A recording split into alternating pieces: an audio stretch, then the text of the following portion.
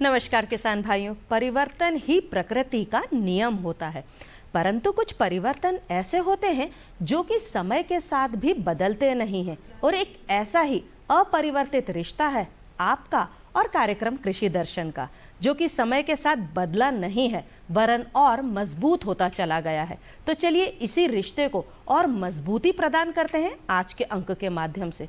किसान भाइयों, जैसा कि हम सभी जानते हैं कि कोरोना काल चल रहा है और कोरोना काल में हमारे सभी के ऊपर, पूरी दुनिया के ऊपर कुछ अनेकानेक पाबंदियां लग गई हैं। इन पाबंदियों के चलते हमारे किसान भाइयों को बहुत सारी कठिनाइयों का सामना भी करना पड़ रहा है। तो क्यों ना कुछ ऐसे उपाय जाने जाएं जिनके चलते हमारे किसान भाई घर बैठे ही अधिकाधिक आमदनी प्राप्त कर सके। कुछ ऐसे ही साधन हैं मशरूम की खेती को लेकर। मशरूम की खेती किस प्रकार से घर में की जाए और उसकी तकनीक क्या है, यही बताने के लिए आज हमारे साथ उपस्थित हैं जो कि डॉक्टर अखिलेश कुल्हाड़े। ये कृषि विशेषज्ञ हैं, सिवनी से आए हुए हैं हमारे साथ। तो नमस्कार करते हैं इसे। नमस्कार सर, बहुत बहुत स्वागत है डॉक्टर साहब आपका हमारे स्टूडियो में। डॉक्टर साहब, आप सबसे पहले हमारे किसान भाइयों को ये बताइए कि जो मशरूम की खेती है वो क्या है, उसके लाभ क्या है, और बहुत से लोग ये जानकारी प्राप्त करना चाहते हैं कि कम लागत में अधिक उत्पादन किस प्रकार से प्राप्त किया जा सकता है। नमस्कार किसान भाइयों, जैसा कि अभी मैडम ने बताया हमें कि अभी कोरोना काल चल रहा है और कोरोना काल में हमारे किसान भाई बहुत आर्थिक स्थिति से गुजर रहे थे, उनकी स्थिति कमज़ोर हो रही थी। तो उसी तारतम्य में मशरूम उत्पादन एक बहुत अच्छी कारगर खेती है जो हम घर में रह कर के कर सकते हैं। एक अंधेरे कमरे में इसका उत्पादन कर सकते हैं। मशरूम हमारे लिए कोई नया नहीं है, वर्षों से हम लोग मशरूम प्राकृतिक रूप से खा रहे हैं, लेकिन उसको धीरे धीरे हम लोगों ने उत्पादन में ले लिया है और हम लोग विभिन्न प्रकार के मशरूम खाते हैं, जिसमें बटन मशरूम है, ऑयस्टर मशरूम है और इसके अलावा पेडिएस्टर मशरूम है, जिसकी खेती हम लोग घरों में कर रहे हैं।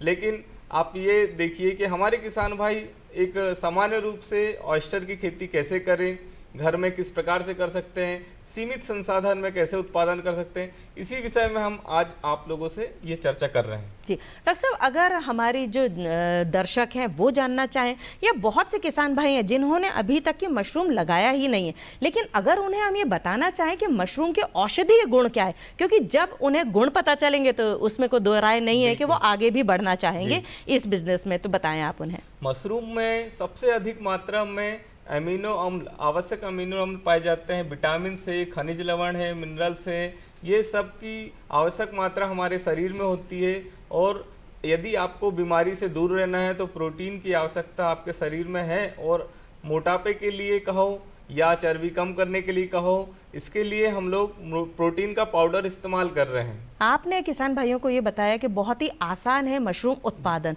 तो कितना आसान है और कितनी जगह की जरूरत पड़ती है, उन्हें लागत कितनी लगानी पड़ती है? हम लोग यदि 10 बाई 10 के कमरे में चालू करें उत्पादन, तो मात्र 10 किलो बीज हमारे लिए बहुत अधिक है। 10 किलो बीज से हम 60 बैग तैयार कर लेंगे और हर एक बैग से लगभग 2 से 2.5 किलो उत्पादन प्राप्त होता है हमें 2 से 2.5 महीने में। अरे वाह। जी जी जी जी।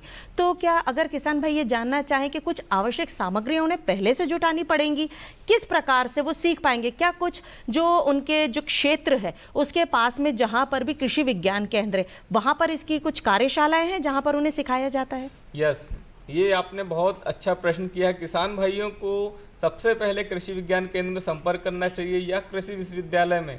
वहाँ पर इसका प्रशिक्षण हमेशा दिया जाता है और इसमें जो आवश्यक सामग्री लगती है, इसमें लगने वाली मुख्य रूप से है गेहूं का भूसा। गेहूं का नहीं, दूसरी फसल का भी चल जाता है, पर बहुत अधिक मात्रा प्रोटीन की गेहूं में होने के कारण हम उसका उपयोग करते हैं। दूसरा फॉर्मेल्डिहाइड, और तीसरा है बाविस्टिन या कार्बनडाजिम। और बस इतनी सामग्री है। इसमें हम लोगों ने भूसे को पहले पानी में भिगोना पड़ता है, भिगोने के बाद उसको हमें निथारना पड़ता है, फिर एक निश्चित नमी होने पर हम उसको पॉलीथीन के बैग में पैक करते हैं और एक लेयर बनाते हैं और इसमें जो बीज लगता है उसको हम स्पॉन कहते हैं। और ये जो स्पॉन है हमें प्रयोगशाला से प्राप्त होता है। अच्छा जी। डॉक्टर साहब, आपने हमारे किसान भाइयों को ये बताया कि ऑयस्टर मशरूम जो है वो बहुतायत से पाया जाता है, तो उसके लिए कैसे उगाया जाएगा, उसके लिए सामग्रियां कौन कौन सी जुटाई जाएंगी? जी, सामग्री बहुत सरल है। नंबर 1, इसका जो बीज होता है उसको स्पॉन कहते हैं। दूसरा हम बाविस्टिन, तीसरा फॉर्मेल्डिहाइड। और इसके अलावा हमें पानी की आवश्यकता होती है मुख्य रूप से। अच्छा जी, और उत्पादन की जो विधि है वो अगर आप विस्तृत रूप से किसान भाइयों को समझाएंगे तो मुझे लगता है कि किसान भाई जरूर जो इस क्षेत्र में है अपना भविष्य आजमाना चाहेंगे। जी हाँ, हम सबसे पहले प्लास्टिक का यदि ड्रम लेते हैं, 100 किलो यदि हम पानी लेते हैं या 100 लीटर पानी में 10 किलो भूसा को भिगोते हैं, उसमें हम फॉर्मेल्डिहाइड डालते हैं लगभग 250 ml और उसमें बाविस्टीन 50 ग्राम के लगभग डालते हैं। अच्छा, और 12 घंटे तक हम इसको भिगो रहने देते हैं। अच्छा। लगभग 12 घंटे जब हो जाते हैं तब इसको हम निथार लेते हैं जी। और उसमें भूसे में जो नमी का पता लगाने के लिए हम भूसे को हाथ से उठाते हैं। यदि उसमें मुट्ठी बन जाती है अच्छा। तो उससे हम किसान भाई घर में अपने आप इसमें नमी का प्रतिशत ज्ञात कर लेते हैं, मतलब हमारा जो भूसा है मशरूम उत्पादन के लिए तैयार है जी। फिर हम उसको पॉलीथीन बैग लेते हैं लगभग 12 बाई 14 इंचेस के। ये हमारे ऊपर निर्भर करता है कि हम कितने बड़े बैग तैयार करें। फिर इसमें पहली परत हम इस भूसे की डालते हैं और एक लेयर बनाते हैं, लगभग 3 से 4 इंच कह सकते हैं एक लेयर रहती है। फिर हम जो स्पॉन होता है या बीज होता है मशरूम का, उसके दाने को हम उसके चारों ओर लेयर बना के डालते हैं। और लेयर बनाने के बाद फिर यही प्रक्रिया फिर भूसा की रहती है और फिर बीज की। लगभग भूसे की 5 यदि लेयर बन रही है तो उसमें 4 लेयर हम लोग बीज की बनाएंगे। जी, मतलब आपका कहने का ये मतलब है कि ऊपर और नीचे भूसे की लेयर रहेगी और उसके बीच में बीज डालेंगे। हाँ जी। और जब हमारे पैकेट तैयार हो जाएंगे तो हम उसको रबर बैंड से बांध के पैक कर देंगे और उसमें हम लोग छेद करते हैं लगभग 8 से 12 छेद, ताकि इसमें नमी जो एक्स्ट्रा नमी है वो निकल जाए और हवा का आवागमन बना रहे। और फिर हम इसको बहुत आसानी से टांग सकते हैं या रैक बना करके इसको व्यवस्थित रख सकते हैं। जी। मशरूम, अब आपने बताई विधि, अब किसान भाई अगर ये सोचें कि अब कितने दिनों में हमें उत्पादन मिलना शुरू हो जाएगा तो वो कैसे होगा? जी, इसी प्रक्रिया के अंतर्गत जब हम पैकेट बना के रखते हैं तो लगभग 21 दिन के बाद उसमें माइसेलियम जो है पूरी तरीके से अपना जाल बना लेता है और हमारा जो पैकेट भूसा का है वो चारों तरफ से वाइट दिखने लगता है। यानी हमारे माइसेलियम अच्छे से काम कर रहे हैं। और इसके बाद लगभग 4 से 5 दिनों में इसमें से छोटे छोटे मशरूम के बॉल्स निकलने चालू हो जाएंगे। तो जैसे ही ये निकलेंगे तो उसके 3-4 दिनों में हम लोग पहली तोड़ाई कर लेते हैं और फिर इसमें हम लोग पानी डालने का काम करते हैं। यदि हम तोड़ाई कर रहे हैं तो उसमें नमी की कमी आ जाती है। हाँ जी। तो फिर हमें नमी की कमी दूर करने के लिए पानी का स्प्रे करना है और फिर यही प्रक्रिया हमको बार बार करनी है। अच्छा जी। और उत्पादन ऑटोमेटिक आते रहता है, बार बार कितने समय तक उत्पादन आएगा? लगभग 2.5 महीने। ओहो, अच्छा जी। मतलब आपने ये बताया कि 21वें दिन से जब उनकी पहली तोड़ाई होगी तब से 2.5 महीने तक लगातार उनके जो ये फसल इसको कहेंगे ये तोड़ाई लगातार चलती रहेगी। तो कितने कितने दिन के अंतर पर तोड़ाई होगी? ये उसमें आप मोटा मोटा देखें तो 5 दिन और 7 दिन ले सकते हैं। अच्छा जी। अब जो एक मेरे मन का जो प्रश्न है, क्योंकि हम एक जो इंसान है उनकी प्रकृति ये होती है कि बार बार जाके देखना, एक कौतूहल होता है मन के अंदर। तो क्या जो 21 दिन है उसमें किसान भाई उसको जाके एक बंद कमरे को जाके देखेंगे या फिर उसको लगातार बंद ही रहने देंगे? जी, प्रश्न अच्छा है जी। किसान भाइयों को भी लगता है कि हम कुछ नई चीज कर रहे हैं तो कितने जल्दी ये बाहर निकले मशरूम। तो उसके लिए वो बार बार देखता है, उसको देखना चाहिए, लेकिन साफ सफाई की व्यवस्था रहनी चाहिए। पैरों में चप्पल नहीं रहना चाहिए क्योंकि ये एक प्रकार की फफूंद है और यदि हम इसकी व्यवस्था नहीं करें तो ये कंटामिनेट हो जाता है और दूसरी फफूंद का भी इसमें फिर आक्रमण हो सकता है। जी किसान भाइयों, हमारी चर्चा जारी रहेगी लेकिन अभी रुकते हैं छोटे से ब्रेक के लिए।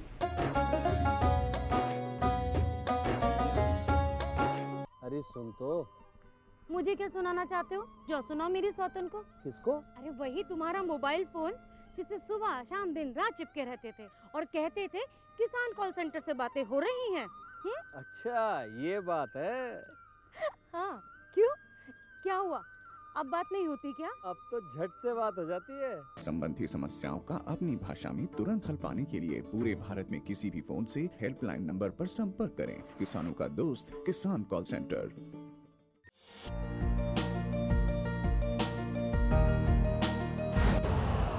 यूरिया का स्वदेशी उत्पादन 70 लाख टन बढ़ाने के लिए 6 उर्वरक संयंत्रों का उद्धार किया जा रहा है। FCIL के गोरखपुर, सिंदरी, तलचर और रामागुंडम संयंत्र, HFCL की बरौनी इकाई और BVFCL की नामरूप फोर्थ। सोने पर सुहागा ये है कि देश में अब बनेगा सिर्फ नीम लेपित यूरिया, क्योंकि इससे होगा किसानों का फायदा ही फायदा। अनाज का उत्पादन 10% तक बढ़ेगा। बढ़ेगी 10 से 15% नाइट्रोजन क्षमता।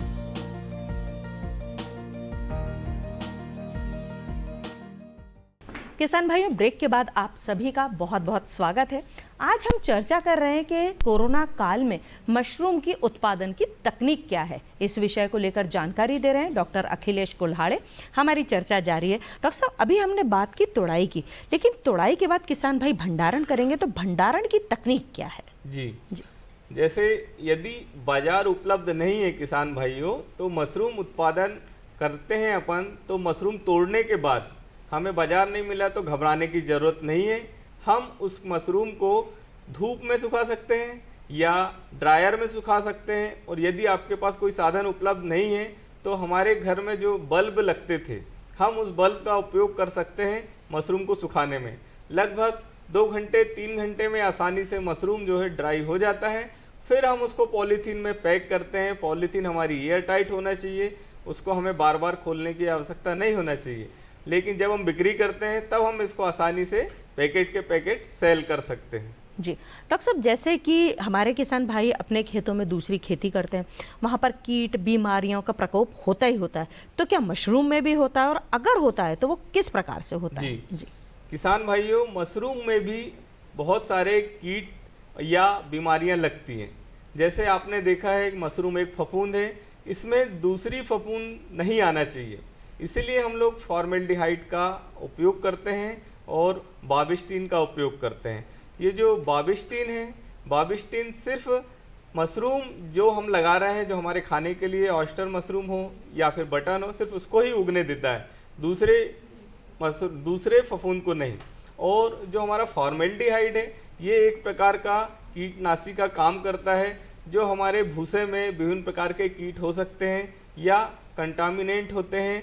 इनको निकालने के लिए हम लोग जब भिगोते हैं तो इनसे हम मुक्ति पा जाते हैं। और इसके बाद भी आप देख सकते हैं कि कुछ जगहों में ग्रीन मोल्ड फफूंद आ जाती है। तो जब भी ऐसी स्थिति आए, हमारे बैग खराब हो रहे हैं या उसमें दूसरे कलर की फफूंद बन रही है, तो हमें इसमें बाबिस्टीन का प्रयोग करना चाहिए 0.05% विलयन बना के। जी डॉक्टर साहब, बहुत बार ये देखा गया है कि मशरूम की जो खेती है, वहाँ पर मशरूम की मक्खी जो आ जाती है, उससे किस प्रकार से निजात पाएंगे हमारे किसान भाई? मशरूम उत्पादन में सफाई रखना बहुत आवश्यक है। यदि हम सफाई की व्यवस्था ना करें तब ऐसी स्थिति आती है। जब हम भूसा को पैकिंग करने के लिए इस्तेमाल करते हैं, उसमें डालने के लिए, तो क्या होता है कि मक्खियाँ बहुत सारी उड़ती हैं और वो भूसा में उड़ कर के अंडे दे देती हैं, जो हमारी आंखों में दिखाई नहीं देते हैं। लेकिन कुछ समय के बाद ये अंडे से लार्वा बनती है, लार्वा से फिर मक्खी बनती है। तो इसका हमें सतर्कता से ध्यान रखना चाहिए। और यदि हो जाए तो घबराने की आवश्यकता नहीं है। नुबान, हम जो इंसेक्टिसाइड है, कीटनाशी है, उसका हम प्रयोग कर सकते हैं और ये हानिकारक नहीं है। अच्छा जी डॉक्टर साहब, जो मशरूम है उसके और कौन कौन से उत्पाद बाजार में उपलब्ध हैं, वो अगर आप बताएं, हमारे दर्शकों को बताएं तो उन्हें ज़्यादा फायदा होगा। हमारे किसान भाइयों, आपको ये बता दें कि यदि हम मशरूम उत्पादन का काम कर रहे हैं और हमारी बिक्री नहीं हो रही है, तो हमें इसके उत्पाद बनाने में काम करना चाहिए।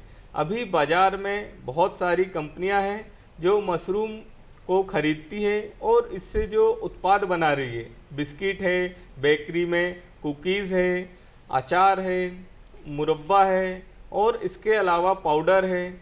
और इसको हम लोग भोजन में सूप के रूप में भी प्रयोग कर रहे हैं, सब्जी के रूप में भी प्रयोग कर रहे हैं। ऐसे बहुत सारे हमारे प्रयोग हैं जो अभी चल रहे हैं और बाज़ार में आप जब खरीदने जाएंगे तो इसके उत्पाद मौजूद हैं। जी, तो डॉक्टर साहब, जैसे कि किसान भाई मान लीजिए कि घर के अंदर मशरूम उत्पादन कर रहे हैं, घर की जो औरतें हैं या अन्य सदस्य हैं वो मशरूम का परिरक्षण सीखना चाहें, तो इसकी भी कोई कार्यशालाएं लगती हैं जो आप अगर किसान भाइयों को बताएं कि कहाँ पर लग सकती हैं, या जो कृषि विज्ञान केंद्र है वहाँ पर क्या सुविधा उपलब्ध है? जी, यह प्रश्न हमारा कृषि विज्ञान केंद्र से ही जुड़ा है या कृषि तकनीकी से, विश्वविद्यालयों से, कृषि विश्वविद्यालय हो या दूसरे विश्वविद्यालय हो, सभी जगह फूड की एक ब्रांच होती है, वहाँ पर महिलाओं को, स्व सहायता समूहों को ये प्रशिक्षण दिया जाता है। अभी शहडोल में, होशंगाबाद में कुछ महिलाएं हैं जो मशरूम का विभिन्न प्रकार के उत्पाद बना के बाजार में लेके आ रहे हैं। अच्छा जी, तो क्या हम अपने घर में भी मशरूम का पाउडर बना सकते हैं? जी, बहुत सरल है पाउडर बनाना। जी। यदि हम ड्राई मशरूम अपने पास रखे हैं तो उसको हम खुद अपने मिक्सी में उसको चला करके पाउडर बना सकते हैं, और हम लोग उसको बहुत आसानी से ले सकते हैं। दूध में ले सकते हैं। अच्छा जी। यदि आप दूध में नहीं लेना चाह रहे हैं और आप यदि उसको रोटी में लेना चाह रहे हैं तो 1 चम्मच रोज खाना बनाते समय जब आटा गूंथते हैं उस समय हमें इसका प्रयोग करना चाहिए, तो अपने आप प्रोटीन की मात्रा आपको पहुंच जाएगी। अच्छा जी, अगर हमारे किसान भाई ये जानना चाहें कि मशरूम उत्पादन से जो आर्थिक सहायता है वो किस प्रकार से, तो वो थोड़ा सा विस्तृत रूप में आप बताएं।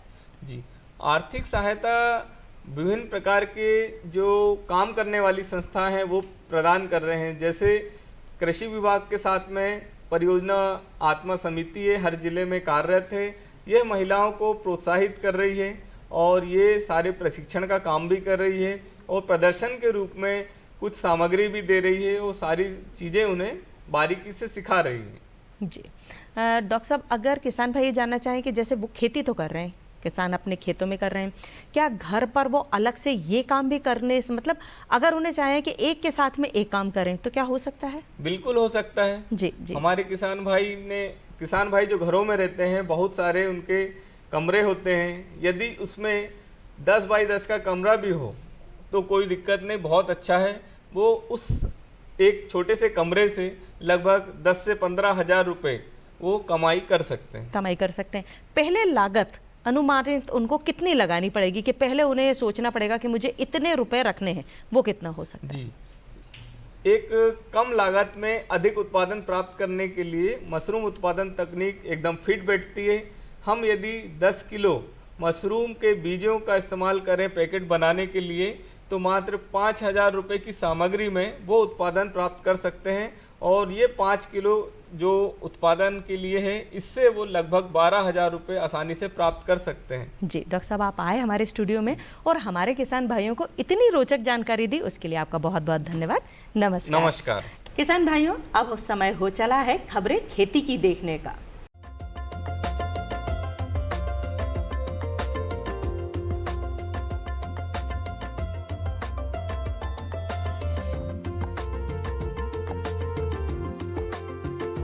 नमस्कार, आप देख रहे हैं खबरें खेती की। शुरुआत करेंगे प्रमुख खबरों के साथ। जीआई टैग से लाखों किसानों को होगा लाभ। फसल पंजीयन से एमएसपी का लाभ, असिंचित गेहूं की खेती, कृषि यंत्र, रीपर कम बांडर। और आइए अब नजर डालते हैं विस्तार से खबरों पर। किसान कल्याण तथा कृषि विकास मंत्री श्री कमल पटेल ने कहा कि बासमती धान के जीआई टैग के संबंध में सर्वोच्च न्यायालय के निर्णय से प्रदेश के लाखों किसानों को राहत मिली है। इससे प्रधानमंत्री श्री नरेंद्र मोदी की किसानों की आय बढ़ाने का सपना भी पूरा होगा। मंत्री श्री पटेल ने कहा कि मध्य प्रदेश के 13 जिले मुरैना, भिंड, ग्वालियर, श्योपुर, दतिया, शिवपुरी, गुना, विदिशा, रायसेन, सीहोर, होशंगाबाद, जबलपुर और नरसिंहपुर में लगभग 5 लाख हेक्टेयर क्षेत्र में 1 लाख किसानों द्वारा बासमती धान उगाई जा रही है। प्रदेश का बासमती विशेष किस्म का होने के साथ ही खुशबूदार भी है और प्रदेश के किसानों को सर्वोच्च न्यायालय द्वारा मद्रास हाईकोर्ट को नए सिरे से विचार करने के निर्देश के फैसले से राहत मिली है। इससे प्रदेश के धान उत्पादक किसान उत्साहित हैं। मंत्री श्री पटेल ने कहा कि सर्वोच्च न्यायालय द्वारा 5 अक्टूबर 2020 को दी गई मध्य प्रदेश के किसानों के हित में अंतरिम राहत की अवधि को बढ़ाया गया है। उन्होंने कहा कि इस राहत से प्रदेश के किसानों की आर्थिक स्थिति को सुदृढ़ करने में मदद मिलेगी। इससे किसानों की आय 3 गुना बढ़ जाएगी। किसान कल्याण तथा कृषि विकास मंत्री श्री कमल पटेल ने रबी की फसलों के समर्थन मूल्य में बढ़ोतरी पर प्रधानमंत्री और केंद्रीय कृषि मंत्री का आभार माना है।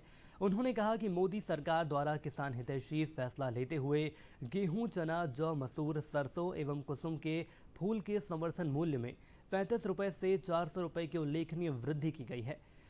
कृषि मंत्री श्री पटेल ने बताया कि केंद्र सरकार द्वारा लिए गए फैसले से गेहूं का समर्थन मूल्य 40 रुपये बढ़ाकर 2015 रुपये प्रति क्विंटल हो गया है।